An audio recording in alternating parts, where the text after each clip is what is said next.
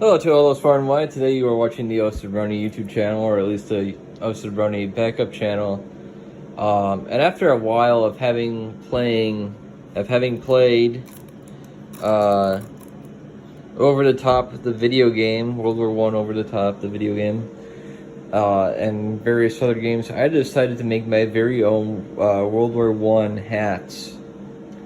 On the very right, we have my attempt in making a Austrian hat.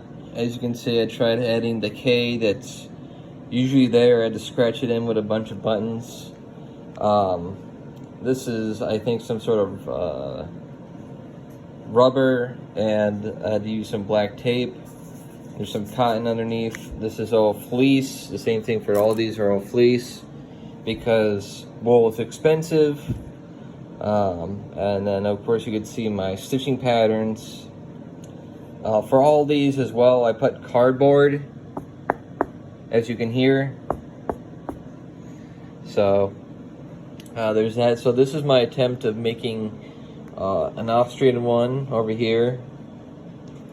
I used the American Civil War YouTube channels to try to figure out how to make a cappy, and from that I've tried making a Civil War, or excuse me, I tried making a World War I hat. So this was the second hat, and this was the third hat I made. I already gave one away to one of my managers at work, because we're going to have an Airsoft event. So there's that. This was the second hat I made. This is the third, but this is the second one I made. The only issue with it that I've took note from its construction, aside from being extremely tight, was that it is very big for the head, so it kind of stretches out like that. Maybe I should show you on top of the head. But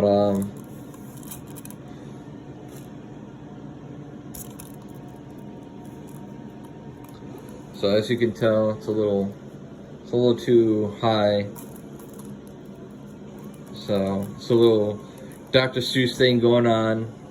But so whereas these have the buttons like they would have had, except this is not. These are this is kind of a false flap, because during World War I, you would undo the flaps and they could be used as a chin piece for when you're into winter. This doesn't have that. These are kind of fake ones.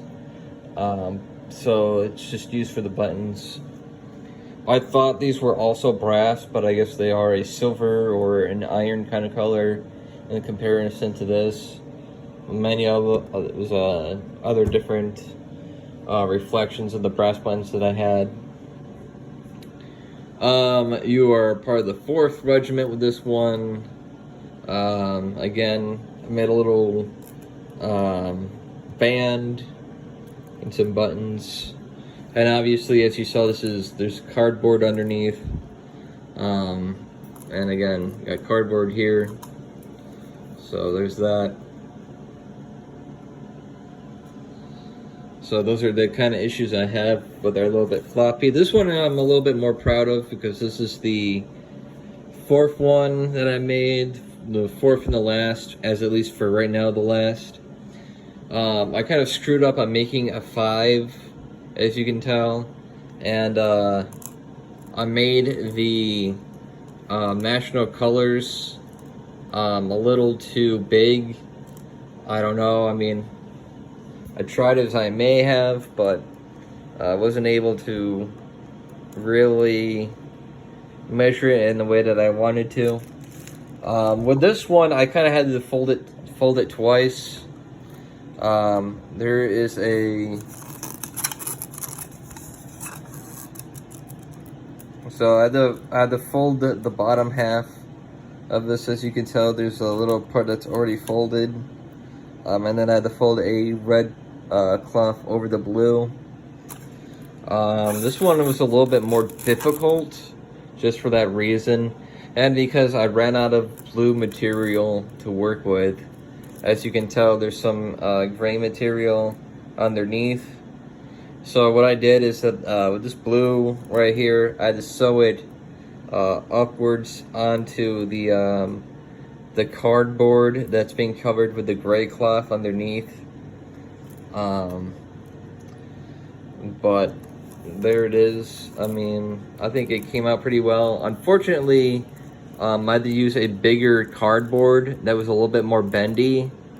So because of that, it snapped in the middle a little bit, at least on the starter ends. I wish I could measure this out for you, but it's pretty considerable. So it's a little bit more considerable to what we have here.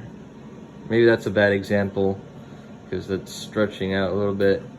So it's a little bit more considerable than that. You see how the blue is a little bit larger than the gray.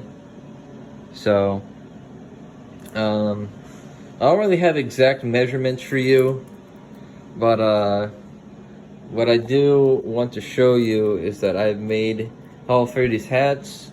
I am hoping that most of these hats are going to be used in our Airsoft thing that's going on, and or that I hope to get on if I can find a piece of land to rent or use for free, or probably be forced to use the public Airsoft events, which I'm sure will cost considerable amounts of money, which is really unfortunate. But that's what we have here. So yeah.